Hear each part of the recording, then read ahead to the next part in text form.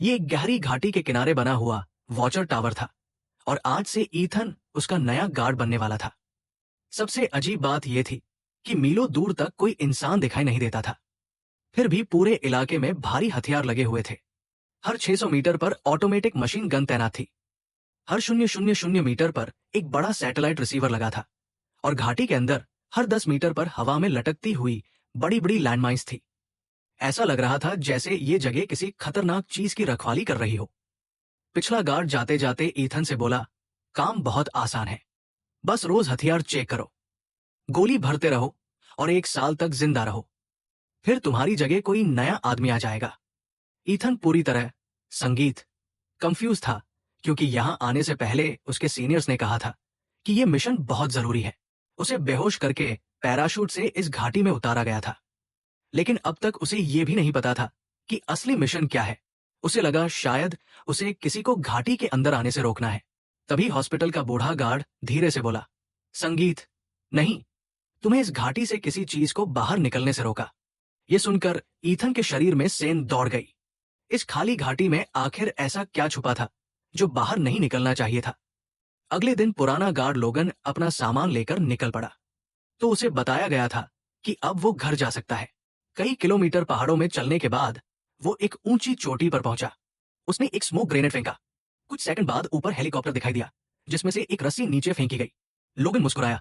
उसे लगा उसका मिशन आखिर खत्म हो गया। लेकिन जैसे ही वो हेलीकॉप्टर के दरवाजे तक पहुंचा, अचानक उसके साथ पूरा हुआ। इसके बाद हमें ईथन दिखाया जाता है, जिसे धीरे धीरे यहाँ 1 महीना बीत गया। अब ईथन पूरी तरह अपनी ड्यूटी में ढल चुका था।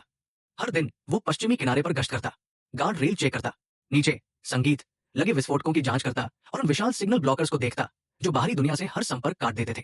उसकी हर रिपोर्ट मशीन जैसी होती थी। जब भी ईथन कुछ और पूछने की कोशिश करता, ऊपर वाले लोग तुरंत उसे चुप करा देते। लेकिन एक दिन सब बदल गया। ईथन अपने छोटे से बगीचे में सब्जियां तोड़ रहा था। तभी अचानक उसे दूसरी तरफ संगीत से आवाज सुनाई दी। वो तुरंत वॉच टावर की तरफ भागा। उसने दूरबीन उठाई और घाटी के दूसरी तरफ देखने लगा। फिर उसने कुछ ऐसा देखा जिसने उसे पूरी तरह चौंका दिया। वहां एक लड़की खड़ी थी। उसका नाम था स्कारलेट। संगीत, स्कारलेट एक खतरनाक हत्यारी थी जिसने हाल ही में अपना मिशन पूरा किया था। अब उसे भी 1 साल तक इसी घाटी में गार्ड बनकर रहना था। उस रात तेज बिजली बात करने की इजाजत नहीं थी। उन्हें सिर्फ अपना मिशन करना था।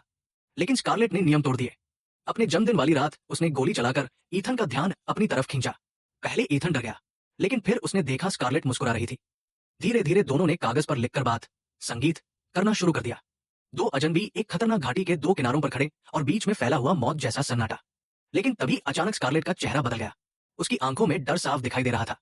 उसने जल्दी से नीचे देखने का इशारा किया। ईथन तुरंत सतर्क हो गया। उसने नीचे घाटी में ध्यान से देखना शुरू किया। शुरुआत में उसे कुछ दिखाई नहीं दिया, लेकिन स्कारलेट अपनी दूरबीन से लगातार एक ही जगह देख रही थी, क्योंकि अंधेरे के बीच घाटी के अंदर कुछ हल्का सा हिल रहा था। ईथन को जैसे ही नीचे कुछ हिलता हुआ दिखाई दिया, उसने तुरंत अपनी राइफल उठाई और स्कोप से घाटी के अंदर देखने लगा। लेकिन अगले ही पल उसके चेहरे का रंग उड़ गया, क्योंकि नीचे से कुछ डरावनी चीजें ऊपर चढ़ रही थी। और सबसे डरावनी बात यह थी कि उनके चेहरे इंसानों जैसे थे, लेकिन वे इंसान नहीं लग रहे थे। ईथन ने बिना देर किए गोली चला दी। तभी नीचे लगा एक बम तुरंत फट गया। विस्फोट की रोशनी में वो चीजें साफ दिखाई देने लगी। उनके शरीर इंसानों जैसे थे, लेकिन हरकते किसी जानवर जैसे। तभी ईथन को पुराने गार्ड लोगन की बात याद आई, जिसने कहा था कि इस घाटी में खोखले आदमी हैं। अब उसे समझ आ गया था कि ये वही डरावने जीव थे। उधर संगीत, दूसरी तरफ स्कारलेट ने भी तुरंत अपना भारी हथियार उठा लिया और नीचे चढ़ते हुए उन जीवों पर गोलियों की बारिश शुरू कर दी। पूरी घाटी गोलियों की आवाज से गूंज उठी। कुछ देर बाद वो खोखले आदमी पीछे हटने लगे और धीरे धीरे रात फिर से शांत हो गई। लेकिन तभी स्कारलेट को अपने पैरों के नीचे हल्की सी आवाज सुनाई दी। उसका दिल संगीत जोर से धड़कने लगा। उसे तुरंत एहसास हो गया कि कुछ उसके वॉच टावर तक पहुंच चुका था। और सच में अगले ही पल एक खोखला आदमी ऊपर चढ़ाया। उसका चेहरा आधा इंसान जैसा था, लेकिन उसके सिर पर जानवरों जैसी टेढ़ी टांगें निकली हुई थी। वो दिखने में इतना भयानक था कि किसी का भी खून जम जाए। स्कारलेट ने तुरंत अपनी पिस्तौल संगीत निकाली और सीधे उसके सिर पर गोली मार दी। अब दिन तेजी से बीतने लगे और देखते ही देखते दिसंबर आ गया। अब ईथन और स्कारलेट रोज दूर से बातें करते संगीत थे, कभी कागज पर लिखकर, कभी दूरबीन से इशारे करके। धीरे धीरे दोनों के बीच एक अजीब रिश्ता बनने लगा। जब पहली बर्फ गिरी तो दोनों ने अपने अपने वॉच टावर के सामने स्नोमैन बनाया और इसी तरह उन्होंने दूर रहकर भी साथ में क्रिसमस मनाया। लेकिन फरवरी में एक दिन सब कुछ बदल गया। स्कारलेट ने एक बड़ा बोर्ड उठाया। उस पर लिखा कि काश तुम यहां मेरे पास होते। ये पढ़कर ईथन कुछ सेकंड तक चुप रहा। उसने कोई जवाब नहीं दिया, लेकिन उसके दिल में कुछ संगीत बदल चुका था। अगले दिन ईथन सीधे वेयर हाउस गया। वहां से उसने एक रॉकेट लॉन्चर निकाला। फिर उसने उसमें थोड़ा बदलाव किया और उसके साथ एक लंबी रस्सी संगीत बांध दी। दूसरी तरफ खड़ी स्कारलेट उसे ध्यान से देख रही थी। जैसे ही उसने रॉकेट पर रस्सी लगी देखी, वो तुरंत समझ गई कि ईथन क्या करने वाला है। कुछ सेकंड बाद एक बड़ा तहता था। उस पर लिखा था, क्या मैं आज रात तुम्हारे साथ डिनर कर सकता हूँ? ये पढ़ते ही स्कारलेट की सांसें तेज हो गई। उसका दिल जोर जोर से धड़कने लगा। उधर ईथन ने कुछ जंगली फूल तोड़े और एक छोटा बैग अपने कंधे पर टांग लिया। फिर वो रस्सी के पास पहुंचा। उसने सेफ्टी हार्नेस पहना और बिना डरे दूसरी तरफ बढ़ने लगा। वो रस्सी से लटक कर तेजी से घुस गया और तभी घाटी की गहराई से डरावनी दहाड़े गूंजने लगी। पूरा इलाका कांप उठा। ईथन ने डर के मारे रस्सी को और कसकर पकड़ लिया। कुछ सेकंड बाद वो आखिरकार सुरक्षित दूसरी तरफ पहुंच गया। स्कारलेट खुशी से उसकी तरफ दौड़। कई महीनों बाद दो इंसान पहली बार इतने करीब आए थे। दोनों वॉच टावर के अंदर बैठे, शराब पी और देर रात तक बातें करते रहे। कुछ देर बाद ईथन ने अचानक एक अजीब सवाल पूछा, क्या तुम्हारे पास उनकी कोई फोटो है? स्कारलेट थोड़ा चौंकी। ईथन धीरे से बोला, मैं जानना चाहता हूं कि वो खोखले लोग आखिर है क्या? स्कारलेट तुरंत गंभीर हो गई। उसने कहा, ऐसी बातें मत किया करो। इसके बाद दोनों चुप हो गए। फिर वो सोफे पर बैठकर आसमान में चमकते तारों को देखने लगे। अगली सुबह दोनों ने एक दूसरे से अपने दिल की बात कह दी। लेकिन अब ईथन के वापस जाने का सारा दर्द से चीखा और जमीन पर गिर पड़ा। स्कारलेट ने भी तुरंत दूसरे घोड़े को खत्म कर दिया। इसके बाद दोनों ने नीचे पड़े खोखले आदमियों पर गोलियां चला दी। कुछ ही सेकंड में दोनों जीव मर चुके थे। लेकिन चाकू पकड़े हुआ एक खोखला आदमी अंधेरे का फायदा उठाकर भाग निकला। दोनों ने राहत की सांस ली और फिर उन तड़पते हुए जीवों के पास जाकर खड़े हो गए। लेकिन जैसे ही ईथन नीचे झुककर उन्हें ध्यान से देखने लगा, उसके चेहरे का रंग बदल गया, क्योंकि उन खोखले आदमियों ने 1940 के दशक की मिलिट्री यूनिफॉर्म पहन रखी थी। ईथन कुछ सेकंड तक चुप रहा। उसे लोगन की बातें याद आने लगी। कई साल पहले करीब 2000 सैनिकों की एक टीम संगीत इस घाटी में भेजी गई थी और वो सब गायब हो गए। अगर ये वही लोग थे तो अब तक उनकी सिर्फ हड्डियां बचनी चाहिए थी। लेकिन उनकी यूनिफॉर्म अब भी सलामत थी। ये सोचकर ही दोनों के शरीर कांप उठे। दोनों धीरे धीरे आगे बढ़ने लगे। लेकिन अब घाटी पहले से भी ज्यादा डरावनी लग रही थी।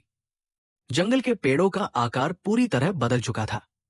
वो पेड़ नहीं लग रहे थे, बल्कि इंसानी कंकाल जैसे समंदर का नजारा और भी अजीब था।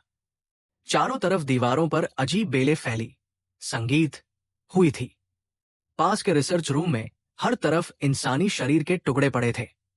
कुछ के हाथ अलग थे, कुछ के चेहरे पूरी तरह बदल चुके थे। ये देखकर स्कारलेट का दिल घबरा गया। तभी उसे कमरे के कोने में एक पुरानी वीडियो टेप मिली। शायद उसी में इस घाटी का सच छुपा था। कुछ देर बाद दोनों को पास में एक पुराना जनरेटर मिला। हैरानी की बात यह थी कि वो अभी भी काम कर रहा था। ईथन ने जल्दी से उसे चालू किया और फिर दोनों ने वीडियो टेप चलाया। स्क्रीन ऑन होते ही सालों पुरानी रिकॉर्डिंग शुरू हुई। अब आखिरकार सच सामने आने वाला था। वीडियो में बताया गया साल 1946। ये जगह एक टॉप सीक्रेट मिलिट्री संगीत बेस थी। दूसरे विश्व युद्ध के बाद अमेरिका और सोवियत यूनियन मिलकर खतरनाक बायोलॉजिकल हथियार बना रहे थे, जो न्यूक्लियर हथियारों से भी ज्यादा खतरनाक थे। लेकिन फिर एक भयानक भूकंप आया। पूरा बेस बुरी तरह टूट गया और उसी दौरान एक बायोलॉजिकल हथियार लीक हो गया। उस जहरीली गैस ने पूरी घाटी को संक्रमित कर दिया।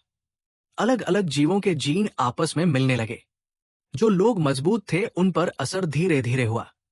लेकिन एक बार संक्रमण होने के बाद सिर्फ 5 दिनों में इंसान बदलने लगता था। कोई राक्षस बन जाता तो कोई खोखला आदमी। गैस को दुनिया में फैलने से रोकने के लिए कई लोगों ने खुद को कुर्बान कर दिया। उन्हें लगा था कि वह कुछ घंटों तक सुरक्षित रहेंगे। लेकिन असली डर तब शुरू हुआ जब घाटी पूरी तरह जिंदा नर्क बन गई। वीडियो खत्म होते ही कमरे में खामोशी छा गई। अब ईथन की बात यह थी कि वो सिस्टम अभी भी काम कर रहा था। लेकिन सबसे अजीब, खोखले आदमी आग में जलने लगे। संगीत, उनकी चीखें पूरे घाटी में गूंज उठी। मौका देखकर ईथन और स्कारलेट ने स्टील केबल काट दी। अगले ही पल गाड़ी नीचे गहरी खाई में गिर गई और आखिरकार दोनों उस नर्क जैसी घाटी संगीत से बाहर निकलने में कामयाब हो गए। जमीन पर पहुंचते ही दोनों कुछ देर तक चुप खड़े रहे।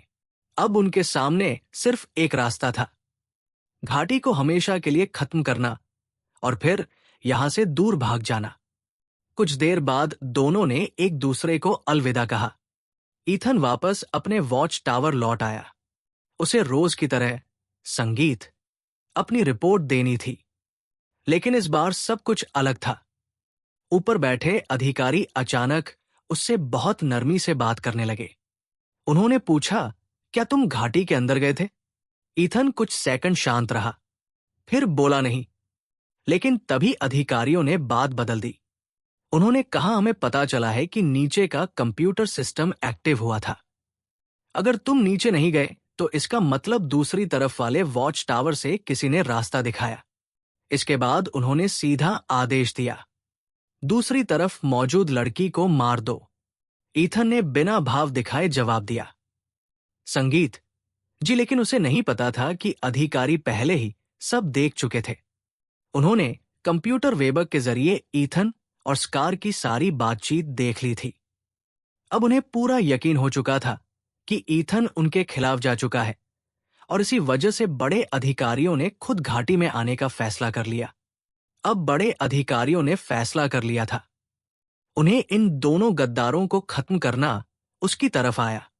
ईथन ने अपनी पिस्तौल निकाली और एक ही गोली में ड्रोन नीचे गिर गया। फिर दोनों के लिए यह किसी ट्रेनिंग मिशन जैसा लग रहा था। अब असली प्लान शुरू होने वाला था। कार्लेट ने अपनी स्नाइपर राइफल सेट की और दूर वॉच टावर में खड़े बड़े अधिकारियों को स्कोप से देखने लगी। उसके पास साफ मौका था। वो चाहती तो एक सेकंड में उन्हें मार सकती थी, लेकिन उनका असली निशाना कोई इंसान नहीं था, बल्कि असल टारगेट बिग ईयर्स थे। वो विशाल सैटेलाइट रिसीवर्स जो पूरी संगीत घाटी को बाहरी दुनिया से छुपाकर रखते थे। ईथन पहले ही समझ चुका था, अगर एक बिग ईयर फटता है तो बाकी सारे बिग ईयर्स उसकी रेडिएशन फ्रीक्वेंसी से जुड़ जाते और फिर पूरा सिस्टम एक साथ क्रैश संगीत हो जाता। स्कारलेट ने बिना देर किए ट्रिगर दबाया और एक बड़ा धमाका हो उठे, क्योंकि अब घाटी सीधे सैटेलाइट नेटवर्क से जुड़ चुकी थी। और जैसे ही ऐसा हुआ, स्ट्रेट डॉग प्रोग्राम एक्टिव हो गया। अब पूरी घाटी खुद को नष्ट करने वाली थी। बड़े अधिकारियों के पास भागने के लिए सिर्फ 2 मिनट संगीत बचे थे। ईथन और स्कारलेट पहले ही सेफ्टी लाइन के पास पहुंच चुके थे। अगर वो थोड़ा और दूर निकल जाते तो शायद बच सकते थे। तो उधर बड़े अधिकारी घबराकर हेलीकॉप्टर कांप उठे और अगले ही पल एक भयानक विस्फोट हुआ। पूरा घाटी आग और राख में बदल गई। ऊपर उड़ता हेलीकॉप्टर भी शॉक वेव की चपेट में आ गया। हेलीकॉप्टर बेकाबू होकर चट्टानों से टकराया और एक और जबरदस्त धमाका हुआ। स्कारलेट काफी दूर निकल चुकी थी, इसलिए वो धमाके से बच गई, लेकिन ईथन इतना भाग नहीं पाया। उसके पैर में पहले से चोट थी। शॉक वेव ने उसे सीधे पानी में गिरा दिया। सब कुछ ही सेकंड में खत्म हो गया। लेकिन जाने से पहले दोनों ने एक वादा किया था, अगर वो जिंदा बचे तो वेस्ट आइलैंड पर फिर मिलेंगे। स्कारलेट कई दिनों तक इंतजार करती रही, लेकिन ईथन कहीं दिखाई नहीं दिया। अब स्कारलेट ने उस इलाके के एक छोटे रेस्टोरेंट में वेटर की नौकरी शुरू कर दी थी। वो बाहर से सामान्य दिखती थी, लेकिन अंदर से वो अब भी ईथन का इंतजार कर रही थी। एक दिन वो एक टेबल पर खाना सर्व कर रही थी। तभी अचानक संगीत उसके हाथ रुक गए। उसकी सांसें थम सी गई, क्योंकि उसके सामने बैठा था ईथन, वही इंसान जिसे वो हमेशा के लिए खो चुकी थी। और इसी के साथ ये मूवी खत्म हो जाती है। अगर वीडियो पसंद आया हो तो लाइक और सब्सक्राइब जरूर करना। मिलते हैं अगली खतरनाक कहानी